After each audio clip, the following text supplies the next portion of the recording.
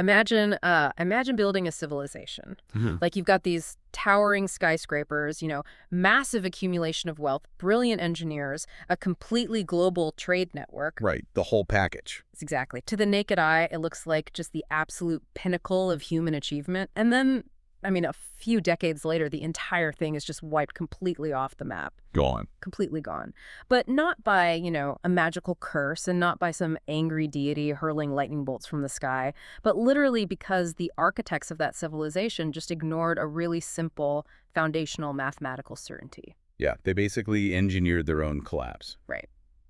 So today, we are taking a deep dive into one of the oldest, most universally recognized stories in all of human history, the story of Noah and the Ark. But we're definitely not doing the Sunday school version today. Oh, absolutely not. We are completely stripping away the myths, the wooden animals marching 2 by 2 and all that theology of divine magic. Instead, we're looking at this narrative through the lens of a really clinical, ruthless sociological autopsy. And the source material we're working with today gives us exactly that kind of diagnostic lens. We're analyzing Lecture 711 from the Tully Islam digital audio series. Right.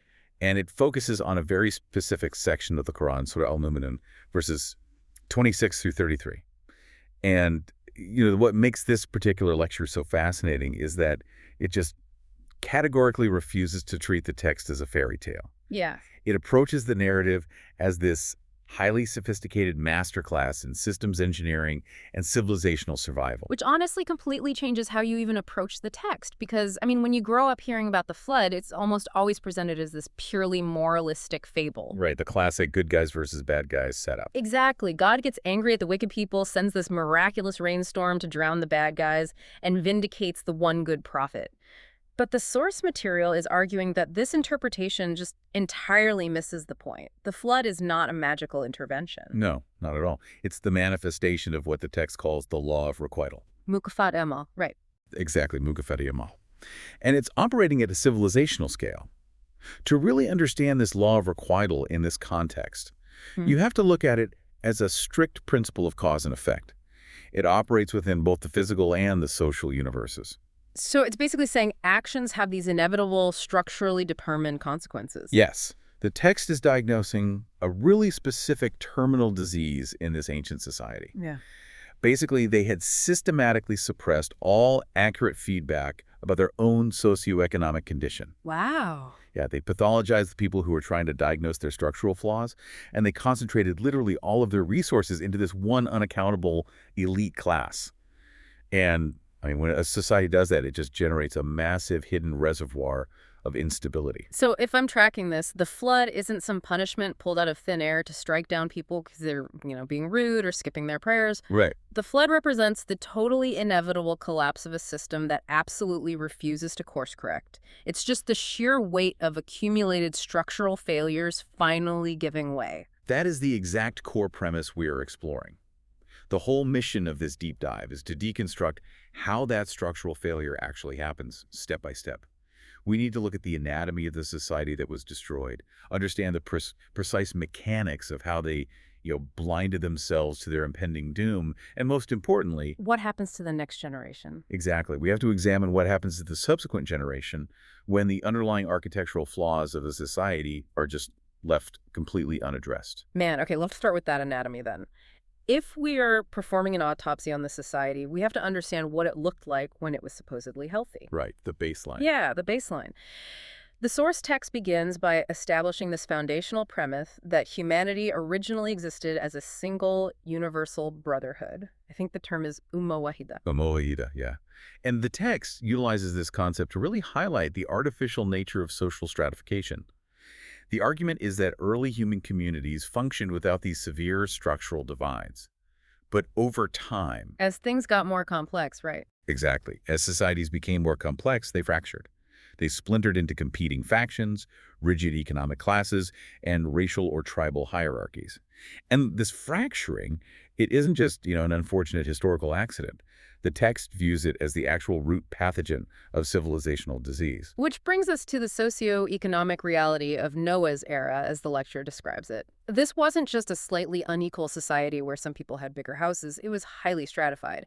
And at the absolute apex of this hierarchy was this group the text refers to as the Mala. The mala is such a critical concept to unpack here.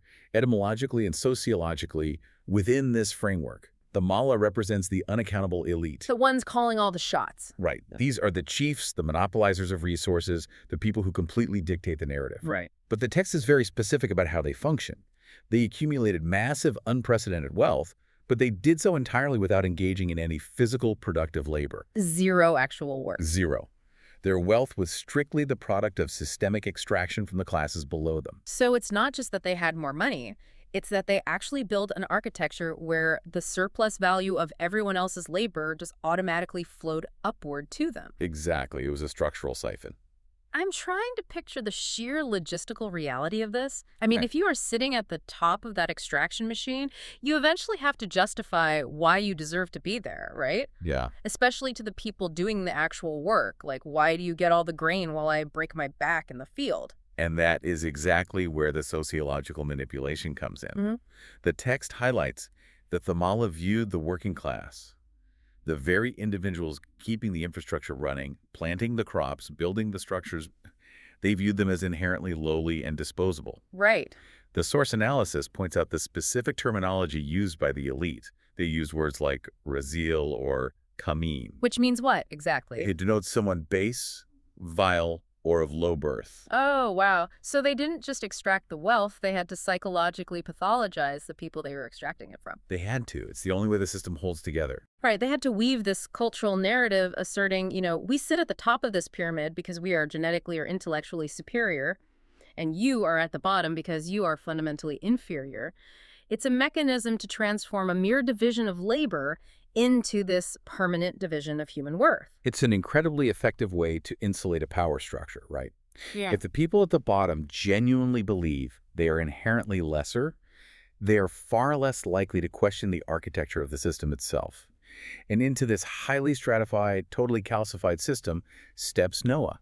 And this is where the text completely redefines the role of a prophet. It really is. Because Noah isn't standing on a street corner preaching abstract theology about the afterlife or, Right. demanding people perform specific rituals. The text frames him as a sociological diagnostician. His primary objective was to dismantle this class-based exploitative architecture. Which completely clarifies the reaction of the Mala. Right. I mean, think about it. Why did the elite oppose him so vehemently? If he were just arguing about metaphysics, they probably would have just ignored him. Yeah, they wouldn't care what he believed. Exactly. But Noah was a direct threat to their economic monopoly and their unearned social superiority. He was challenging the very extraction mechanism that funded their existence. I want to test an analogy on you here. It sounds like we are looking at a society operating like a massive, poorly regulated corporation. Okay, I like where this is going. Like, the board of directors, the Mallas, is extracting absolutely all the profit to fund their own lavish lifestyles. To maintain those margins, they completely starve the maintenance crew, they refuse to pay for structural repairs to the factory floor, and they just manipulate the company data to hide the decay. And then, when the factory equipment inevitably overheats and explodes, they act completely shocked. That corporate analogy is actually spot on, but we do have to recognize one vital difference. A corporate board, at least in theory, answers to shareholders or regulatory bodies. Right, there's some oversight. Exactly. The Mullah answered to absolutely no one. They were the state, the economy, and the cultural arbiters all rolled into one. But your point about the factory exploding is precisely how the text views the flood. Right. The explosion isn't a punishment from outside the system. It is the physical manifestation of the system's own deferred maintenance and structural failure. The Mullahs engineered their own destruction by prioritizing extraction over sustainability. That makes the text's broader argument about historical collapses so much more clinical, because the source material mentions that when the Quran discusses the fall of ancient nations, it isn't just listing like a random arbitrary assortment of sins. No, it's very specific. Right. It's pointing to specific, fatal societal crimes. Exactly. The text synthesizes this by arguing that for Noah's society, the core crime wasn't a lack of ritual piety. It was the structural, unapologetic exploitation of human labor and the profound arrogance that shielded that exploitation from scrutiny. Okay, let's dig into that arrogance, because the text spends a lot of time on the psychological paralysis of this elite class. Yeah. I mean, if these people were so powerful, if they possessed all the wealth and presumably access to the best information, how did they become so blind? How does an entire ruling class just fail to see a structural collapse coming? The source material offers a brilliant diagnosis of this phenomenon. It calls it the illusion of self-sufficiency. The illusion of self-sufficiency. Yeah. Because the mullahs controlled everything, they became psychologically intoxicated by their own power. You see, unaccountable wealth creates a very specific kind of cognitive bias. It completely insulates the holder from the daily realities of survival. Oh, totally. So they developed this fatal civilizational blind spot. They genuinely believed they no longer needed to take in new information or listen to anyone outside their immediate echo chamber. They severed their own feedback loops. I mean, in any biological or engineering system, if you cut off the sensors that tell the brain what is happening in the extremities, the organism just dies. It dies. It has no way to adapt. Right. And the text points out that when Noah actually presented his data, when he warned them about the instability of their system, they dismissed him with a very specific phrase. They basically called him just a human like you. That phrase is just a devastating indictment of their intellectual rot. They couldn't attack the actual logic of Noah's sociological critique, so what do? They attack his social status. Classic ad hominem. Exactly. They looked at him and essentially said, you don't possess our wealth, you aren't part of the Mala, you don't have our pedigree, therefore your data is just invalid. A healthy systemic architecture absolutely must process feedback from the bottom up to accurately gauge its own structural integrity. Noah's society had just built a concrete wall between themselves and reality. You know, to illustrate what a functional feedback loop actually looks like, the source material brings in this really fascinating historical anecdote about Muhammad Ali Jinnah, the founder of Pakistan. Yes. And it's such a striking contrast to the behavior of the Mala. It is a profound contrast. The text recounts that even at the very height of his influence, when Jinnah was managing incredibly complex geopolitical shifts and the massive logistical nightmare of the partition of India. I mean, literally redefining the map of the world. Exactly. Amidst all of that, he maintained a highly unusual policy regarding his daily mail. He would receive these simple postcards from obscure, everyday villagers in remote areas. Right. And his staff naturally wanted to filter these out, right? They wanted to prioritize high-level correspondence from generals and politicians.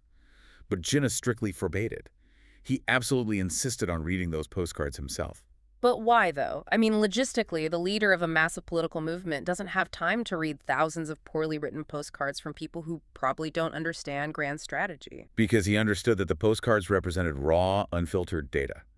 Grand strategy is completely useless if it doesn't map onto the actual reality of the people living within the system. That makes a lot of sense. The villagers might not understand high-level politics, but they understand the immediate, on-the-ground reality of food prices, local corruption, and social tension. Jinnah recognized that if you only listen to the generals and the elites, basically the modern equivalents of the Mala, you are receiving data that has already been massaged, sanitized, and altered to protect the interests of those elites. He forced the feedback loop to stay open. He was manually bypassing the echo chamber, and that is exactly what the Mala in Noah's time just flat out refused to do. And their refusal manifests most tragically when Noah actually shifts from diagnosing the problem to taking physical action. Right, the construction phase. Yeah, when he begins constructing the ark, the elite just walk by and openly mock him. The mockery is a really crucial data point in the text analysis. Because think about the physical reality of building an ark. It is an immense, incredibly labor-intensive, highly visible project. You can't miss it. You can't. The text strongly implies exactly that. It isn't arguing that human beings are inherently malevolent or bad. It's arguing that specific architectural conditions, namely concentrated resources and unaccountable authority, inevitably reproduce this exact pathology. If a system doesn't have built-in mechanisms to force the elite to actually feel the pain of the lower classes, the elite will always filter out the warnings of collapse. That perfectly transitions into something that completely shifted my perspective on this story. The source text takes us on this deep linguistic dive into the actual construction of the ark, specifically looking at Ayat 23.27. Because if we are committed to stripping away the magical elements, we really have to ask, what is actually happening when Noah builds this boat? Right, and the lecture focuses intensely on the precise Arabic terminology used in the command given to Noah. The instruction is, Fazni al-Folk baya yunina wa wahina. Okay. In English, this is often translated as, build the ark under our eyes and with our guidance, or our revelation. Now, if I read that in a standard traditional context, it sounds like a literal magic spell. Like, under our eyes, sounds like God is physically watching, maybe magically assembling the planks together so Noah doesn't even have to worry about the structural integrity. Exactly, the miraculous safety net. Right. But the source material decodes these two terms entirely differently. Let's start with ayunina, our eyes. How does the text interpret this through that systems engineering lens? The text unpacks our eyes as the absolute necessity of systemic oversight and a strict adherence to the physical laws of the universe. The argument here is that the ark was not built by a miracle. It was built according to the uncompromising laws of material science. Wow, okay. Yeah, under our eyes means in accordance with the objective, immutable laws of physical reality that govern absolutely everything. So it's about physics, it's literally about buoyancy, water displacement, and the tensile strength of wood. Precisely. If Noah had ignored the principles of engineering, if he had used weak timber or failed to seal the hole properly, the boat would have sunk. Right, gravity doesn't care who you are. The universe does not suspend the laws of physics just because a prophet is on board. Our eyes represents the unblinking reality of the physical world that just demands good engineering. That strips away so much of the mystical safety net. Like, you cannot pray a badly built boat into floating. Okay, so if ayunina is the material science part, what about wahina? How do we understand our guidance or revelation without falling right back into theology? In this sociological context, the text interprets wahina as the principle that the knowledge required to survive a civilizational collapse is never actually hidden. It's not a secret. It is not a secret code given only to the chosen few. This kind of revelation is simply the objective truth that becomes apparent to anyone willing to observe reality without the blinding, distorting filter of self-interest and elite bias. So the data was there the whole time. The Mala could have seen the structural rot, but their economic interests literally prevented them from acknowledging it. Noah receives this revelation simply because he is willing to look at the society and the environment objectively. Yes, the laws of nature, the historical cycles of rise and fall, they are an open book. Wahina is the open source survival knowledge that becomes visible when you just step outside the echo chamber of the elite. That makes the Ark so much more than just a wooden vessel. It's a prototype. I mean, if I'm reading the text argument right, Noah's Ark is the physical manifestation of an entirely alternative social architecture. He is basically building a new operating system in parallel to the collapsing one. That is a very accurate reading of the lecture's premise. Because while the old society is busy pretending its foundations are completely stable, and while the elite are sitting around mocking the very ideal of labor, Noah and his followers are actively engaging in hard physical work. Right. They are constructing a system aligned with the objective realities of the universe, rather than the fragile ego of a ruling class. I keep thinking about this in terms of technology. It's like, imagine a group of open source developers working in a garage, right? They've looked at the data, they've mapped the vulnerabilities, and they realize that the main, highly centralized corporate internet grid is just fundamentally unstable and headed for a catastrophic crash. Okay, yeah. And the corporate executives in the glass towers look down, see these developers writing code, and they just laugh at them. We own the market. What are these nerds doing? But the developers keep building their decentralized, resilient protocol because they aren't relying on corporate PR. They are relying on the actual math. That analogy captures the dynamic perfectly. The open source developers are operating under IUNINA, the objective, unforgiving laws of computer science and network architecture, and they are driven by WAHINA, the clear, unclouded insight that the centralized corporate structure is doomed by its own systemic flaws. Right. The code they are writing in that garage, that is the Ark.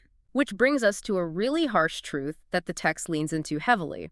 If the boat only floats because it respects the laws of physics, then the flood itself destroys based on those exact same physical laws. Yes. We are completely abandoning the concept of a targeted, miraculous punishment. We have to. The source text is absolutely adamant about this concept. Yep. The laws of nature, the mechanics of the physical universe do not bend for anyone. They possess no sentimentality. None. They do not care about your social status, your hoarded wealth, and crucially, they do not even care about your ideological purity or piety. Nature plays absolutely no favorites. And the text uses a very specific historical example to prove that this isn't just, a unique rule applied only to Noah's era. It brings up the Battle Uhud from early Islamic history. Right. Now, for a listener who might be unfamiliar with that battle, it might seem kind of strange to jump from a global flood to a localized military conflict. How does the text connect a battlefield loss to the ruthlessness of natural law? It connects them by looking at cause and effect. The Battle of Uhud is a critical case study because it involved the Prophet Muhammad and his early companions facing a severe, devastating military setback. They took heavy losses. They took huge losses. Now, the traditional, highly sentimental question that arises from a theological perspective is, why didn't God protect them? Weren't they the righteous ones fighting for a just cause? Shouldn't a miracle have saved them? Right, because if the universe operates on magical favoritism, the good guys should always win, regardless of the odds or their actual tactics. Exactly. But the text strips all that sentimentality away. It points out that they suffered that setback, not because they suddenly lacked faith or because their ideology was wrong, but because a very specific tactical military error was made on the ground. A physical error. Right. A group of archers who were stationed on a hill to protect the army's flank basically abandoned their high ground position. They saw the enemy retreating and left their post to collect the spoils of war. And in doing so, they violated the strict physical and strategic laws of combat. And the universe doesn't care how righteous your cause is. I mean, if you give up the high ground to an enemy cavalry unit, the physics of warfare dictate that you are going to get flanked and you are going to take casualties. Exactly. The text is using Uhud to prove that the physical world is a cold, rational mechanism. Yes, the text emphasizes that you cannot violate the cause and effect mechanics of the physical world and just expect a miraculous intervention to save you from the consequences of your own mistakes. The laws of nature are absolute and indifferent. So if we map that logic back onto the flood, it fundamentally shifts the entire narrative. The flood wasn't a magical heat-seeking missile designed only to drown the bad guys. No. It was a massive, neutral, natural disaster. The devastation was structural. The people who died didn't die because God specifically targeted them. They died because their society was structurally incapable of surviving a crisis. That is the absolute core insight of the lecture systems engineering approach. The disaster itself is a neutral event. Wow. The vulnerability is what was engineered by the Mullah. The society could have survived had they not been blinded by their exploitative structure. Those who followed the natural laws of preparation, who engaged in the hard labor of building the ark based on sound principles, they survived. Those who relied on their social status and their arrogant assumption of invulnerability drowned. The text actually uses a very modern, practical example to illustrate this point about structural vulnerability. It talks about building a house with cheap cement. Let's explore the mechanics of that, because I think it perfectly encapsulates how sociological crimes become physical vulnerabilities. Oh, the cheap cement analogy is profound. Imagine a contractor who decides to pocket a portion of the construction budget by using substandard materials, diluting the cement, or just completely ignoring the building codes regarding fault lines. Right. That is a sociological crime. It is corruption, greed, and exploitation. Now, for years, the building might stand perfectly fine. It looks identical to the well-built structures right next to it. The people living in the penthouse, the Mullah, they feel completely secure. But the structural integrity of that building is compromised at a molecular level. The vulnerability is just baked into the architecture. And then the earthquake hits. Exactly. The earthquake is the neutral test of reality. It is the flood. Yeah. The tectonic plates don't know or care about the corruption. They simply apply physical stress to the architecture. The well-built structure sways and holds. The corrupt structure, built with cheap cement, collapses instantly. Because you cannot pray away bad engineering. You cannot bribe a tectonic plate. The collapse is simply the law of requital. The inevitable consequence of the initial sociological crime finally manifesting in physical reality. Man, it's an incredibly sobering way to view history. So the flood happens. The system collapses exactly as the math dictated it would. The elite, with all their arrogance and wealth, are swept away because their architecture couldn't withstand reality. The board is wiped clean. Now we move to the immediate aftermath, and the text highlights this radical shift in how human value is calculated. Right, the ideological reset. Exactly, the total redefinition of the concept of family, because when the water rises, who actually gets on the boat? Well, the lecture points out that the criteria for survival, the actual metric for who is allowed onto the new architectural platform of the Ark, undergoes a complete paradigm shift. Yeah. In the pre-flood society engineered by the Mala, value, protection, and privilege were based entirely on arbitrary biological and economic markers, right? Bloodlines, wealth, tribal affiliation, rigid caste systems. The entire premise of the old world was basically, I have worth because I was born into the right lineage, and you are disposable because you were born into the wrong one. Exactly. But the Ark operates on a completely different source code. It does. The Ark represents the new alternative architecture, and within this new architecture, biology, genetics, and historical wealth mean absolutely zero. The text highlights a deeply unsentimental, almost shocking narrative moment to prove how absolute this rule is. It looks at the interaction regarding Noah's biological son. Right, because as a father, Noah naturally wants his child to survive. He appeals to save his son. And in a system based on bloodlines, the son of the prophet would automatically have a VIP pass to the lifeboat. But what actually happens? Noah makes the appeal, but the response he receives is just unequivocal. He is told that his son is not of your family. Not of your family. Why? The text makes it clear. It is because the son's actions and ideological alignment were unrighteous. The son had aligned himself with the exploitative, arrogant architecture of the Mala, not the new paradigm of the Ark. Therefore, despite the shared DNA, he is not considered part of the family. That is a brutal thing to hear, but it is mathematically consistent with the new operating system. You just cannot bring the virus of the old architecture onto the new server. No, you can't. The source material actually uses this moment to explicitly obliterate the racial, tribal, and caste-based systems that destroyed the old society. It even brings in specific cultural references to drive the point home, mentioning terms like Syed, Brahmin, Shudra, or Mochi. And those references are highly targeted. In the South Asian cultural context of the lecture, a Syed is traditionally viewed as high caste, claiming noble lineage, and a Brahmin is at the top of the Hindu caste system. Conversely, a Shudra, or a Mochi, which is a cobbler, is historically marginalized and treated as low caste. Right.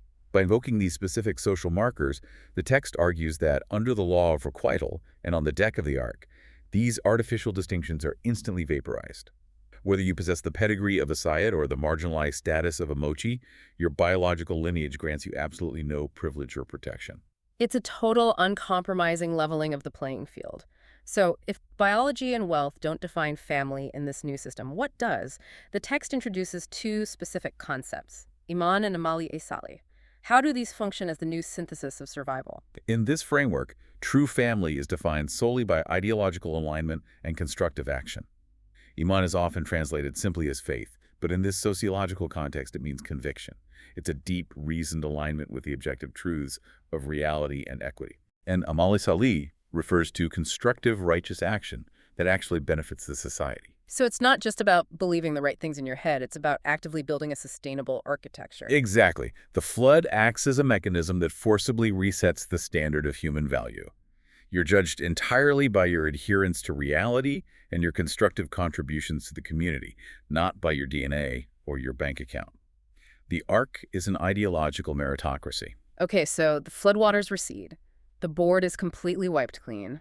The exploiters, the malas, the structural rot, it's all gone. Noah and this newly defined ideological family step off the boat onto an empty, fresh world. I mean, if this were a movie, this is where the credits roll. It's the happy ending, right? The good guys won. You would certainly think so. But this is where the lecture delivers what I consider its most intellectually sharp and frankly chilling observation. We enter what we could call phase 2 of the law of requital. The text asks us to look at what happens next. And what happens next is just devastating. The Quran introduces a new generation. Ayat 23.31 says, "Then we produced another generation after them." They inherit an empty playing field. It's a completely fresh start. A total blank slate. Yeah. There is no mala holding them down. There is no entrenched corrupt system. They literally have the blueprint of the new architecture right in front of them. But observe what they do with that fresh start.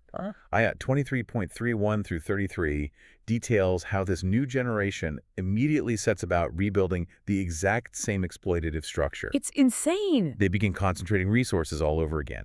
They establish a new elite class, they create a new unaccountable authority, and they once again begin filtering out all negative feedback from the people below them. They survive the collapse of an exploitative architecture, and their first instinct is to reconstruct the exact same doom. And the text proves that this is a deliberate repetition by pointing out a really chilling linguistic echo. When a new messenger, a new diagnostician, arrives to warn the second generation about the instability they are creating, how do the new elite respond? They respond by using the exact identical language as the pre-flood elite. They look at the new messenger and say, "He is just a human like you." Mahada ila basharun mithlukum, exactly as it appears in Ayat 23.33. Just a human like you. They recycle the exact same arrogant dismissal. They have learned absolutely nothing from the flood. And this is the crucial, overarching structural observation of the entire lecture. It forces us to ask, why does the pattern repeat so perfectly? The text does not conclude that human beings are inherently evil, cursed, or genetically predisposed to failure. It concludes that history does not automatically learn from disaster. Let me repeat that for you listening, because it's basically the thesis of this whole deep dive.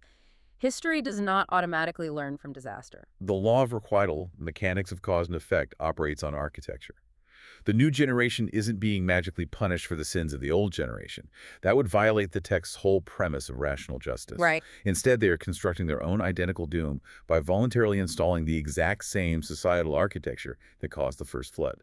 Let's expand on an analogy here, because this dynamic is so visibly obvious in modern history. It's like, imagine we had a devastating global financial crash. Let's say it was caused by unregulated greed, a small group of unaccountable elites trading complex, hidden derivatives, and a complete lack of oversight. A very hypothetical scenario, of course. Naturally. So the system collapses. Millions lose their homes. Economies are completely wrecked. The dust finally settles. The board is essentially wiped clean. And society has a chance to rebuild the financial architecture from scratch. And following the pattern of this text, what does society do in that scenario? We immediately go back and rewrite the exact same banking laws that allowed the crash to happen in the first place. We put the exact same type of unaccountable people back in charge of the oversight committees. We bail out the mala and ignore the working class. Yep. The underlying software of the economy is fundamentally flawed. It just produced a catastrophic error, and we just keep rebooting the exact same computer, expecting it not to crash again. That is a highly accurate modern parallel. A massive reset button was pressed at the financial crash, but the operating system wasn't updated.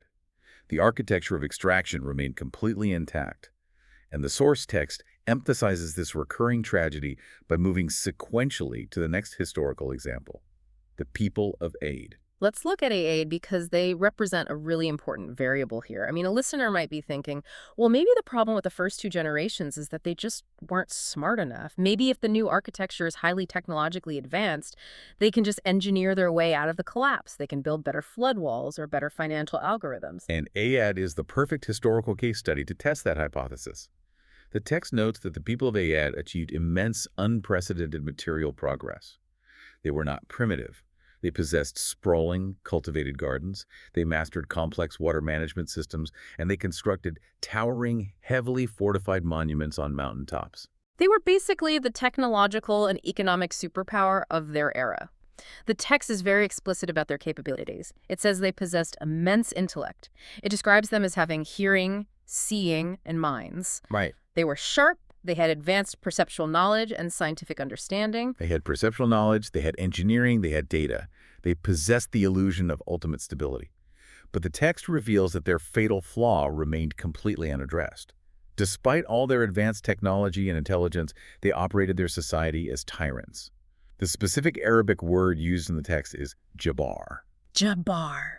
Tyrants who oppress and break the bones of the weak. Yes, they were structurally oppressive. They extracted labor ruthlessly. They built their towering monuments on the broken backs of the lower classes. Their advanced technology and their perceptive knowledge were ultimately completely useless in saving them because their socioeconomic foundation was still based entirely on systemic exploitation. So, the ultimate civilizational truth the text arrives at is that technological advancement without social equity is utterly meaningless in the long run. Meaningless.